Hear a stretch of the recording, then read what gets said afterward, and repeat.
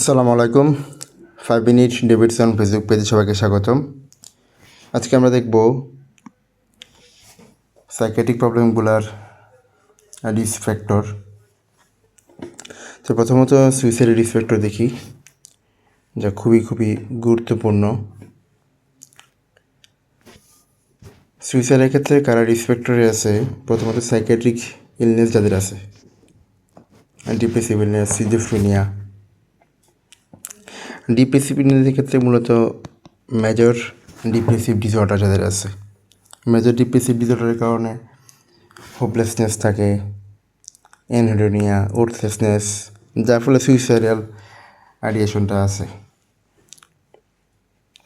সিজোফ্রেনিয়াতে হচ্ছে মূলত সুইসাইডাল আইডিয়াটা আসে হ্যালুসিনেশন থেকে।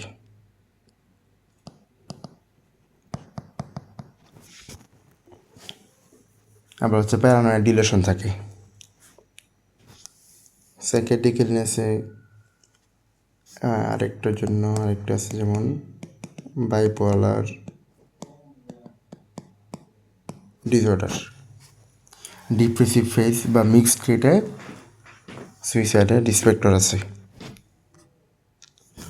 ওল্ডার এজে যদি ক্রনিক ইলনেস থাকে বা কোনো পেশেন্টের, লনলিনেস, বেয়ারেবমেন্ট কমন থাকে, হেল্প সিকিং কম থাকে, তো এই জন্য ওল্ডার এজে সুইসাইডাল রিস্কটা বেশি থাকে।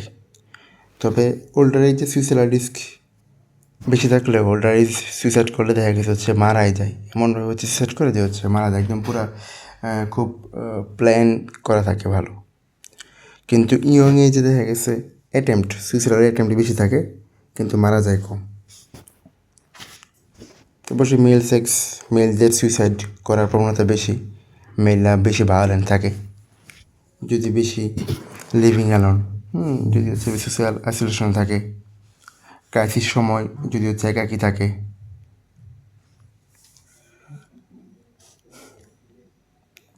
তারপর দেখি যে হচ্ছে আনএমপ্লয়মেন্ট, অর্থাৎ ফিনান্সিয়াল স্ট্রেস যদি থাকে,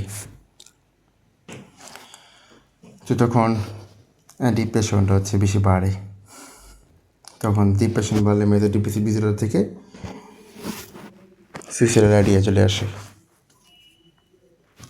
রিসেন্টলি যদি হচ্ছে ব্যারেবমেন্ট, ডিভোর্স বা সেপারেশন বা রিসেন্ট কোনো স্ট্রেসফুল ইভেন্ট, সোশ্যাল স্ট্রেস ইভেন্টে থাকে পেশেন্ট, সেক্ষেত্রে সুইসাইড করার আইডিয়া থাকতে পারে।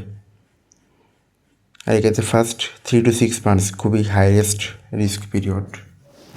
ক্রনিক ফিজিক্যাল ইলনেস যদি থাকে কোনো, আবার ড্রাগ বা অ্যালকোহল মিসইউজ, এটা ডিপ্রেশনকে হচ্ছে ডিপ্রেসিভ ফেজে যদি হচ্ছে কোনো ড্রাগস বা অ্যালকোহল মিসইউজ করে, তখন ডিপ্রেসিভ ফেজটা হচ্ছে ওর্সেন করে, ডিপ্রেসিভ ফেজ আরও ওর্সেন করে।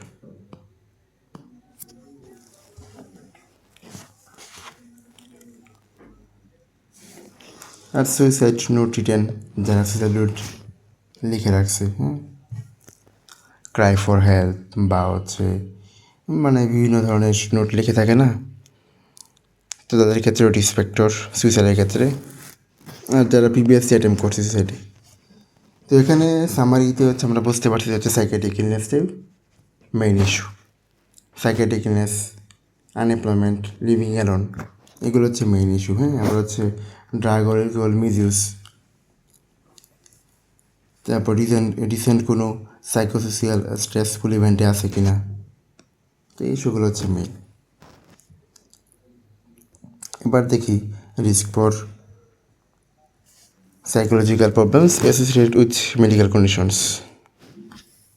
যাদের ডিপ্রেশন বা অ্যাংজাইটি প্রিভিয়াস হিস্ট্রি আছে, এদের মেডিকেল ইলনেসটা হচ্ছে ট্রিগার করে, রিল্যাপস করে। রিল্যাপসটা হচ্ছে রিস্ক হাই। তারপর দিকে হচ্ছে ল্যাক অফ সোশ্যাল সাপোর্ট। ওই আগের যে পয়েন্টটা, লিভিং অ্যালোন, যদি হচ্ছে কোনো সোশ্যাল সাপোর্ট না পায়, একা থাকে, আইসোলেশন থাকে, তো এগুলা একাকী থাকলে সাইকিয়াট্রিক কন্ডিশনগুলো হচ্ছে ওরসেন করে। New diagnosis of A serious medical condition, যেমন হচ্ছে ক্যান্সার হলো বা হচ্ছে HIV হলো বা হচ্ছে ফিয়ার অফ ডেথ, ডিসেবিলিটি, এইগুলা পেশেন্টের হচ্ছে সাইকোলজিক্যাল প্রবলেমসকে হচ্ছে অ্যাগ্রাভেট করে। যেমন ক্যান্সার, HIV বা ফিয়ার অফ ডেথ।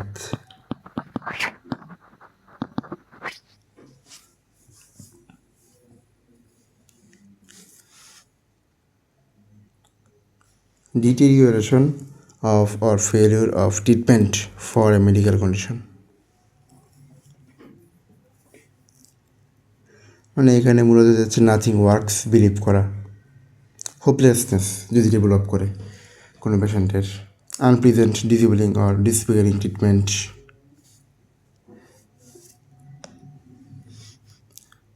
এক্ষেত্রে যেমন amputation, chemotherapy, colostomy, body image disturbance যেমন স্টেরয়েডের সাইড ইফেক্ট, ডিপ্রেশন, এগুলা। Change in medical care such as discharge from hospital,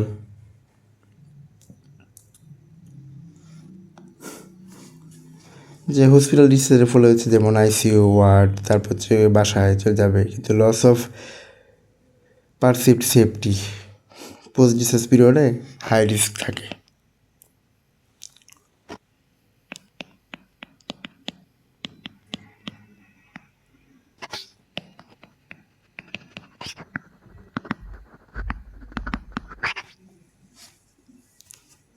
হচ্ছে fear of impending death, guilty feeling বা হচ্ছে বার্ডেন ফিলিং।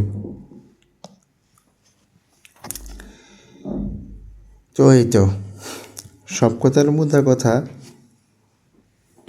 যে ডিপ্রেশন বা অ্যাংজাইটি ফিচার্সের যেগুলো ছিল না, ওইগুলাই মোটামুটি ঘুরে পেঁচে পয়েন্টগুলো এখানে চলে আসছে।